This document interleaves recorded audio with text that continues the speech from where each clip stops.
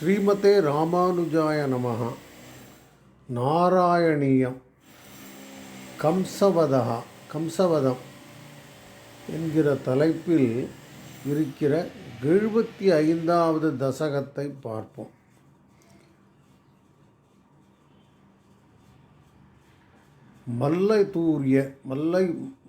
மல்யுத்தம் பிராத்தகா அடுத்த நாள் காலையில் என்று சந்திரஸ்த பயந்திருந்த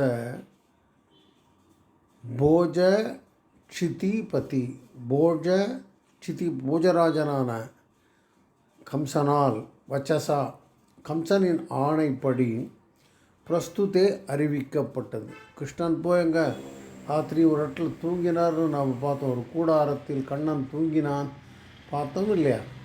அதுக்கப்புறம் மத்தான கார்த்தான மல்யுத்தம் இருக்குன்னு அறிவிக்கப்பட்டது. அதனை கண்டுகளிக்க அரசர்களும் ஊர் முக்கியஸ்தர்களும் நந்தகோபனும்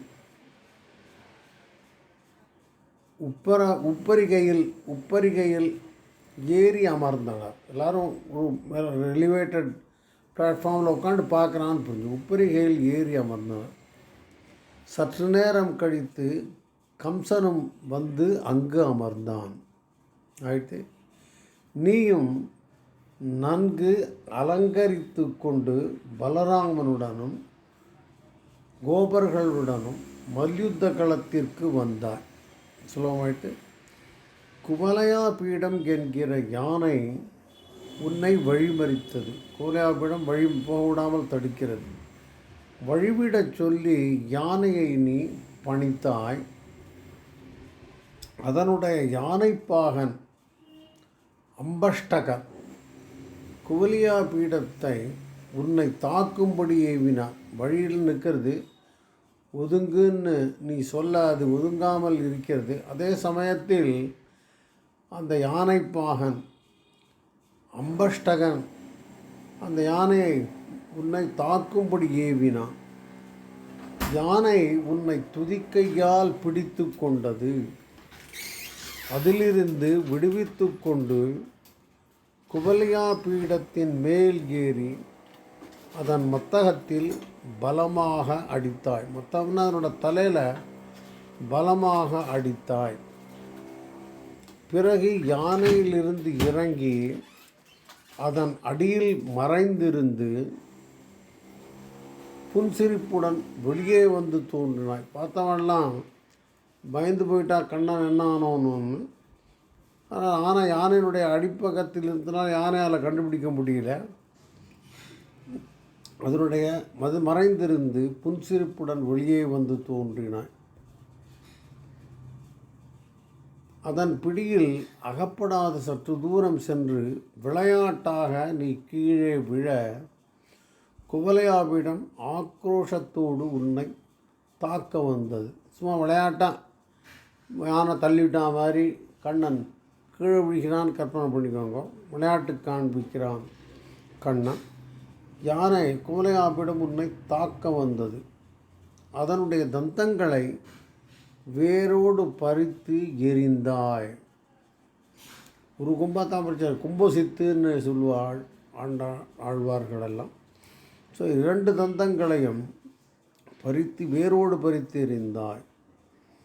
அப்போது அதன் முகப்படாயத்தில் இருந்து முத்துக்கள் சிதறி விழுந்தன.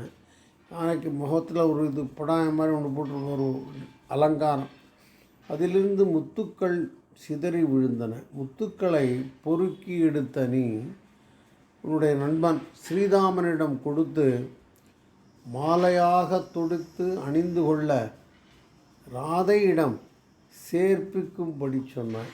கற்பனார்ந்தவங்களுக்கு அந்த முகப்படாயத்தில் இருந்த விழுந்த முத்துக்கள் சிலவற்றை பொறுக்கி எடுத்தான் கண்ணன். தன்னுடைய நண்பன் ஸ்ரீராமனிடம் கொடுத்து ராதையிடம் சேர்க்கும்படி சொன்னான். ராதை மாலையாக அதை தொடுத்து அணிந்து கொள்ளும்படி அப்படின்னு அர்த்தம் பண்ணிக்கணும். குவலயா பீடத்தின் முறிந்த தந்தங்களை தோளில் சுமந்து கொண்டு நீயும் பலராமனும் மிடுக்காக வருவதைக் கண்டு அனைவரும் ஆரவாரம் செய்தார்கள். 2 தந்தம், ஒன்று கண்ணன் தூக்கிண்டான், ஒன்று பலராமன் எடுத்துன்னா அவர்கள் மிடுக்காக வருவதைக் கண்டு அனைவரும் ஆரவாரம் செய்தார்கள். நந்தகோபன் பாக்கியசாலி என்று சிலரும், யசோதை பாக்கியசாலி என்று சிலரும் பேசிக்கொண்டிருக்க, இந்த அழகை காணப்பெற்ற இந்நகர மக்களாகிய நாம் தான் உண்மையில் பாக்கியசாலிகள் என்று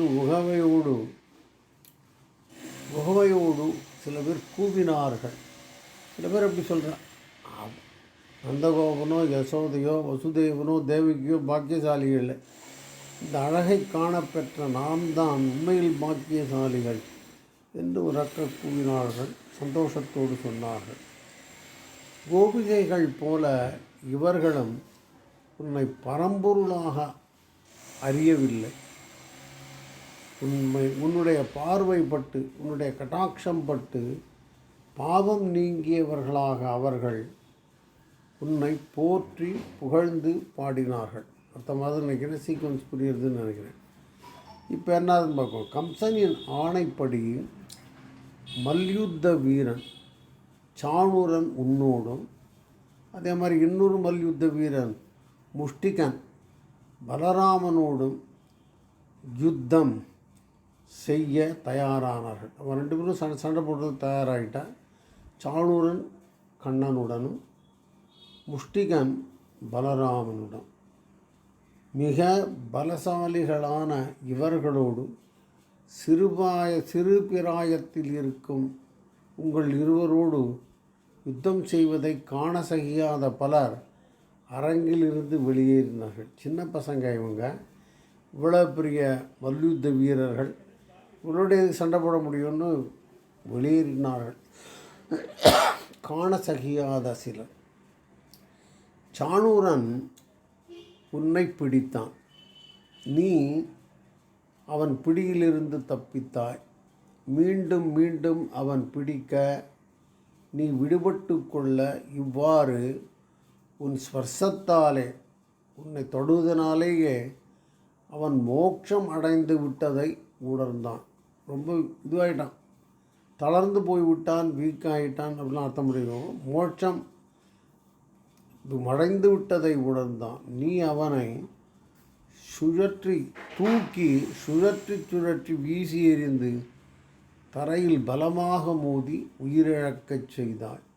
சாணூரன கண்ணன் இப்படி கொண்டு தூக்கினான், சுழற்றினான், வீசினான், தரையில் வேகமாக பலமாக அடித்து அவனை உயிரிழக்கச் செய்தாய் கண்ணன். பலராமனும் முஷ்டிகனை சுலபமாக அடித்து கொன்றான். பலராமன் முஷ்டிகனை கொன்றான். இதை பார்த்த மற்ற மல்லர்களும் ஓடிப்போய் விட்டார்கள். நம்ம என்ன அவன் பயந்துண்டு அவர்களாம் ஓடிப்போய் விட்டார்கள். கண்ணன் பலராமன் இவருடைய வெற்றியை பறைசாட்டும் முரசங்களையும் சங்குலிகளையும் நிறுத்தும்படி கம்சன் ஆணையிட்டான். வேறொன்றில் இது மாதிரி அவர்கள் ஜெயித்து விட்டார்கள் அப்படிங்கிற விஷயத்தை பறைசாற்றுகின்ற முரசொலி, அதுக்கப்புறம் சங்கொலி, இவைகளை நிறுத்தும்படி ஆணையிட்டான் கம்சன். உப்பரிகையில் இருந்த நந்தகோபனையும் வசுதேவனையும் கொன்றுவிடும்படி காவலாளிகளுக்கு உத்தரவிட்டான். அதோடு இல்லை, மேலே இவனோட மல்யுத்தத்தை பார்க்க உப்பரிகையில் உட்கார்ந்திருந்த நந்தகோபனையும் வசுதேவரையும் கொன்றுவிடும்படி காவலாளிகளுக்கு உத்தரவிட்டான். இதை பார்த்த நீ கருடன் மலை உச்சியில் பறந்து உட்காருவதைப் போல உப்பரிகையில் இருந்த கம்சனின் மேல் பாய்ந்தாய். கற்பனை அப்படிங்கிறது இப்படி ஒரு பறவை கருடனை இப்படி மெதுவாக பறந்து மலை மேலே உட்காந்துக்குமோ அது மாதிரியாக நீயும் உப்பரிகையில் இருந்த அந்த கம்சனின் மீது பாய்ந்தாய் அப்படின்னு எழுதிக்க. அவன் அங்கங்களை நொறுக்கி பூமியின் மேல் தள்ளி அவன் மீது குதித்து தாக்கி அவனை உயிரிழக்கச் செய்தாய். கம்சாதான் இப்படி தான் புரிஞ்சுது. உபரியில் இருந்த கம்சனின் மீது கண்ணன் பாய்ந்தான். காரணம், நந்தகோபனையும் வசுதேவரையும் கொன்றுவிடும்படி காவலாளிகளுக்கு ஆணையிட்டான். இதை பொறுக்காத கண்ணன் உபரியில் இருந்த கம்சன் மீது பாய்ந்து அவனுடைய அங்கங்களை நொறுக்கி கீழே தள்ளி அவன் குதித்து அவன் மார்பில் தாக்கி உயிரிழக்கச் செய்தான். உன்னை பற்றியே சதா சர்வ காலமும் எண்ணிக்கொண்டிருந்ததால் அவன் முக்தி அடைந்தான். என்னவோ கம்சன் எதிரியாக இருந்தால் கூட எப்பொழுதும் கண்ணனை பற்றிய, கண்ணனை துன்புறுத்துவதை பற்றிய, கண்ணனை அழிப்பதை பற்றி யோசித்து கொண்டிருந்ததால் அவன் முக்தி எய்தனான். கம்சனின் 8 சகோதரர்களையும் நீ கொன்றாய். 8 பிரதர்ஸ் எல்லாரையும் கொண்டுட்டான். 8 சகோதரர்களையும் நீ கொன்றாய். உன் பெற்றோர்களான தேவகி வசுதேவர்களை சிறையிலிருந்து விடுவித்தாய். கம்சனின் தந்தை உக்கிரசேனனை நாட்டுக்கு அதிபதியாக்கினாய். அதான் அர்த்தம். கம்சனின் தந்தை உக்கிரசேனனை நாட்டுக்கு அதிபதியாக்கினாய். தேவகுருவான பிரகஸ்பதியிடமிருந்து வித்தைகளில் பயிற்சி பெற்ற உத்தமனை நண்பனாக்கி கொண்டான். புதுசாக ஒரு ஃப்ரெண்ட்ஸ் கிடைச்சான், அவன் பேர் உத்தமன். அவன் தேவ குருவான பிரகஸ்பதியிலிருந்து வித்தைகளில் பயின்றவன் அப்படின்னு பெருமகிழ்ச்சியுடன் மதுராபுரியில் பலகாலம் வாழ்ந்த நீ அடியேனுடைய எல்லா நோய்களையும் போக்கி அருள வேண்டும் அப்படின்னு முடிக்கிறார் அர்த்தமானவர்களுக்கு. அதுக்கப்புறம் பல காலம் மதுரையில் நீ வாழ்ந்தாய். அப்படிப்பட்ட நீ அடியேனுடைய நோய்களை எல்லாம் போக்கி அருள வேண்டும் அப்படின்னு முடிக்கிறார். இங்கே இருக்கிற அவர் நாராயண பட்டத்திரியோட எக்ஸ்ப்ரெஷன் இப்படி இருக்குது. துஷ்டஹா, துஷ்டம் தான் இருக்குது. துஷ்டோ நகர்யாம், மதுரையில் சந்தோஷமாக இருந்தாயின்னு அர்த்தம். துஷ்டோ நகர்யாம் பவனபுரபதே ருந்திமே சர்வரோகான் எல்லா நோய்களையும் நிருந்தி அப்படின்னா நிறுத்து, போக்கி அருள் அப்படின்னு சொல்கிறார். குருவாயூரப்பனை பவனபுரபதே, பவனபுரம்னா குருவாயூர், பதேன்னா அதுக்கு ஈஸ்வரன், இதான் அர்த்தம். அந்த லைன் இப்படி தான் இருக்குது. துஷ்டோ நகர்யாம் பவனபுரபதே ருந்திபே சர்வரோகான். இவ்வாறாக கம்சவதா என்கிற இந்த 75வது தசகத்தை நிறைவு செய்கிறார் நாராயண பட்டத்திரி. ஸ்ரீமதே ராமானுஜாய நமः.